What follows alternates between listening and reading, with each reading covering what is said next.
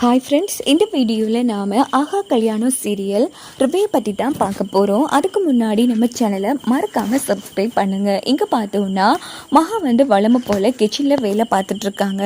So அவங்களுக்கு நம்ம சூர்யா ஸ்வேதா கூட இருந்த ஞாபகம் வந்துட்டே இருக்குது. எதுக்காக அந்த பொண்ணு கூட இருந்தார், சரி அவராகவே சொல்கிறாருன்னு பார்ப்போம். ஏற்கனவே அன்றைக்கும் இந்த பொண்ணு கூட அவரை பார்த்தோம். அன்றைக்கி இந்த விஷயத்த கேட்டிருக்க எந்த பிரச்சனையும் இல்லாமல் இருந்திருக்குங்கிற மாதிரி மகா யோசிச்சுட்ருக்காங்க.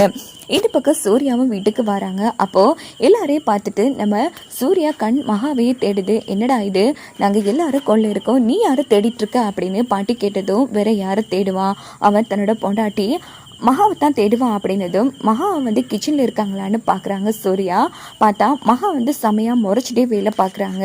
உடனே நம்ம சூர்யாவும் இது மகா கிச்சனில் வேலை பார்த்துட்ருக்கா. அப்போது காலையில் யாருக்கு உடம்பு சரியில்லை, ஒருவேளை அம்மாவுக்கு உடம்பு சரியில்லை அப்படின்னு யோசிச்சுட்டு நேராக அவங்க அம்மாவை தேடுறாங்க. என்னடா இது, வந்தலேருந்து யாரையும் தேடிட்டுருக்க? ஒன்றும் இல்லை பாட்டி, அம்மாவை தான் அப்படின்னதும் என்னப்பா சூர்யா அப்படின்னுட்டு சூர்யா அம்மா வராங்க. இல்லைம்மா உங்களுக்கு ஒன்றும் இல்லைல்ல, நீங்கள் நல்லா தானே இருக்கீங்க அப்படின்னதும் இல்லைப்பா நான் நல்லா தான் இருக்கேன், ஏப்பா என்னாச்சு? இல்லைம்மா ஒன்றும் இல்லை அப்படின்னு தயங்கும் போது ஓஹோ உனக்கு விஷயம் தெரிஞ்சிருச்சா? அது ஒன்றும் இல்லைப்பா, காலையில் ஐஸ்வர்யா மயக்கம் போட்டு விழுந்துட்டா, அவ சரியா சாப்பிட்ற இல்லை, நல்லபடியாக தூங்கணும்னு டாக்டர் சொன்னாங்கப்பா, இப்போ பரவாயில்ல அப்படின்னதும் சரிம்மா இப்போ ஓகே தானே அன்னைக்கு, சரிப்பா எந்த பிரச்சனையும் இல்லை, தூங்கி நல்லபடியாக சாப்பிட்டு ரெஸ்ட் எடுத்தாலே அவள் ஆரோக்கியமாக இருப்பா அப்படின்னு டாக்டர் சொன்னாங்க அப்படின்னதும் நம்ம சூர்யாவும் சரின்னு சொல்லிட்டு அங்கேருந்து கிளம்பிடுறாங்க. ஸோ இங்கே பார்த்தோன்னா மகா முறைச்சிக்கிட்டே வேலை பார்க்குறாங்க. அதுக்கப்புறமா கொஞ்சம் நேரம் கழித்து நம்ம மகா ஐஸ்வர்யாவுக்காக நல்ல சாப்பாடெல்லாம் பண்ணிட்டு நேராக அவங்களையும் நல்லபடியாக சாப்பிட வச்சிடுறாங்க. இங்கே பாருக்கா, எந்த விஷயத்தையுமே யோசிக்காமல் நல்லபடியாக சாப்பிட்டுட்டு ரெஸ்ட் எடுக்கிற வழியை பாரு, நான் சொல்கிறது புரியுதா அப்படின்னதும் சரிடி அப்படின்னு சொல்லிட்டு ஐஸ்வர்யாவும் நல்லபடியாக சாப்பிட்டுடுறாங்க. அதுக்கப்புறமா மாத்திரையெல்லாம் கொடுத்து மகா தூங்க வச்சுட்டு நேராக அவங்க ரூமுக்கு போயிடுறாங்க. அங்கே பார்த்தோன்னா சூர்யா லேப்பில் வேலை பார்த்துட்ருக்காங்க. அப்போ மகாவுக்கு நம்ம ஸ்வேதா விஷயத்த கேட்கணும்னு தோணுது. ஆனால் அவங்க கேட்காம அமைதியாகவே இருந்துட்டுருக்காங்க. அப்போ சூர்யா என்னாச்சு மகா, ஏதோ ஒரு விஷயத்த கேட்க வர மாதிரி இருக்குது, ஆனால் தயங்குற மாதிரி இருக்கே அப்படின்னதும் அப்படிலாம் ஒன்றும் இல்லை, ஏன் நீங்கள் எதுவும் விஷயத்த சொல்லணும்னு நினைக்கிறீங்களா? பரவாயில்ல சொல்லலாம், நான் வேலையெல்லாம் முடிச்சிட்டேன் அப்படின்னு மகா சொன்னது. சேச்சே அப்படிலாம் ஒன்றும் இல்லை அப்படின்னு சொல்லிட்டு சூர்யா பாட்டுக்கு வேலை பார்த்ததும் உடனே மகா என்ன பண்ணுறாங்கன்னா கீழே போயிடுறாங்க. என்னாச்சு மகா, தூங்குற டைமில் எங்கே கிளம்புற, எனக்கு தூக்கம் வரல, நான் கொஞ்ச நேரம் காற்று வாங்கிட்டு வரேன் அப்படின்னு சொல்லிட்டு மகா செம டென்ஷன் ஆகுறாங்க.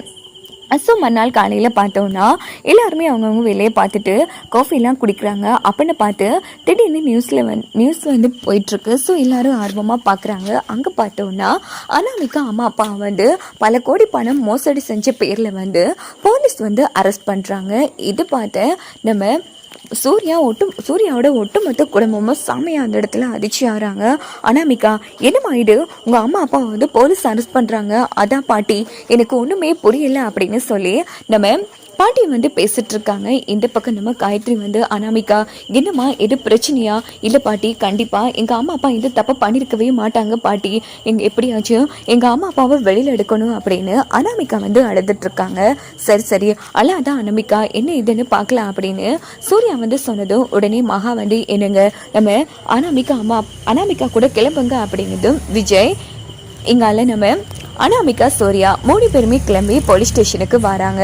அங்கே பார்த்தோன்னா நம்ம அனாமிகா அம்மா அப்பா லாக்கப்பில் போட்டு வச்சுருக்காங்க. உடனே அனாமிகா அழுதுட்டு அம்மா என்னம்மா இதில் அப்படின்னது. ஏம்மா யார்மா நீ, இவங்க என்னோட அம்மா அப்பா அப்படின்னது. என்னம்மா இவங்க பண்ண மோசடிக்கு உனக்கும் ஏதோ சம்மந்தம் இருக்கா அப்படின்னு கேட்குறாங்க. ஐயோ அப்படிலாம் ஒன்றும் இல்லைங்க, எங்கள் அம்மா அப்பா தப்பு பண்ணியிருக்க மாட்டாங்க அப்படின்னது. என்னம்மா பேசிட்டு இருக்க, பொண்ணாச்சன்னு பார்க்க மாட்டேன், கண்டிப்பாக உன்னையை பிடிச்சி உள்ளே போட்டுருவான், அவ்வளோதான், இங்கே பாருங்க ஒழுங்கா இங்கிருந்து கிளம்புங்க அப்படின்னு சொல்லி இன்ஸ்பெக்டர் சத்தம் போட்டது. சார் என்னோட பேர் சூர்யா சார், இங்க பாருங்க என்ன ஆச்சு சார், எதுக்காக இப்படி பண்ணிருக்கீங்க? ஆமா ஆதாரம்லாம் இருக்கு அவங்க கிட்டே, இங்க பாருங்க சார், வெளியில் நிக்கிறவங்களாம் யாருன்னு தெரியுமா?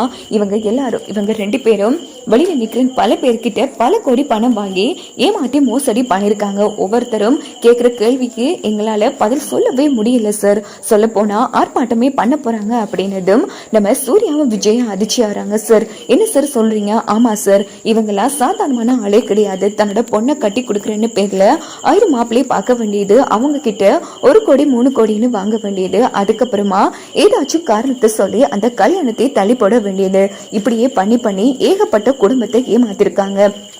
பெரிய பெரிய பிசினஸ் மேன் எல்லாம் இங்க வந்திருக்காங்க சார். சொல்ல போனா இவங்க வெளியில வர்றது ரொம்ப கஷ்டம். இவங்க பண மோசடி பண்ணிருக்காங்க. கொஞ்சம் நஞ்சம் இல்ல சார், பல கோடி.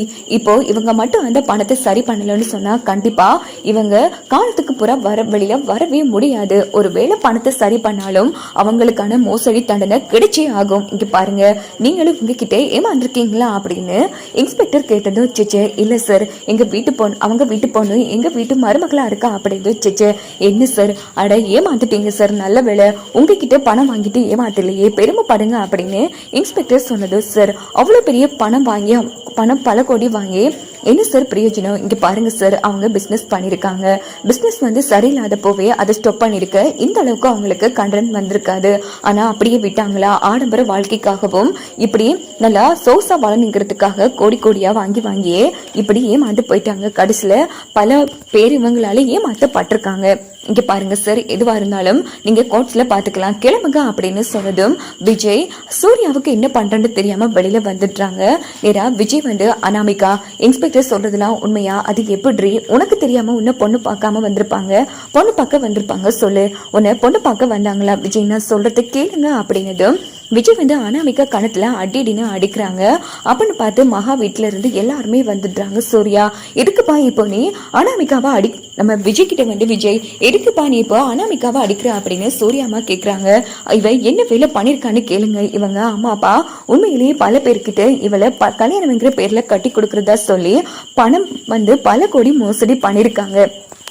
அதனாலதான் இப்போ இந்த கூட்டமே நின்றுட்டு இருக்கு. இவங்கெல்லாம் ஏமாந்து போனவங்க கிட்டத்தட்ட ஆர்ப்பாட்டமே பண்ண போறாங்க அப்படின்னதும் உடனே காயத்ரி அனாமிகா, உன்னை நான் என்னவோ நினைச்சேன், என்னமா இதெல்லாம் அத்தை அது அப்படின்னு சொல்லும்போது, சி உன்ன மாதிரி ஒரு பொண்ணை பார்த்ததும் இல்ல, உங்களை மாதிரி ஒரு குடும்பத்தை நாங்க பார்த்ததுல, இப்படி பண்ணிட்டியே, நான் உன்னை எவ்வளவு உயர்வா நினைச்சிட்டு இருந்தேன் தெரியுமா? இங்க பாரு விஜய், அவ எக்கிரிக்கெட்டாவது போகட்டும், இங்க பாரு நீ கிளம்புடா, இனி அவள் உனக்கு தேவையே இல்லை அப்படின்னு சொன்னதும் விஜய் கிளம்புறாங்க. சூர்யாவும் முறைச்சு பார்த்துட்டு அங்க இருந்து கிளம்பினதும் உடனே அனாமிகா அழுதுட்டே இருக்காங்க. அப்ப நம்ம மகா அவங்க குடும்பத்துக்கிட்ட என்னங்க பாவங்க, எப்படித்தான் இருந்தாலும் அனாமிகா நம்ம வீட்டு பொண்ணு, எப்படியோ தெரியாதனமா நம்ம வீட்டுல மருமகள் ஆயிட்டா. சோ இவளை இப்படி அதுவும் ஒரு பொண்ணை போலீஸ் ஸ்டேஷன்ல தனியை விட்டுட்டு போறது ரொம்ப தப்பு.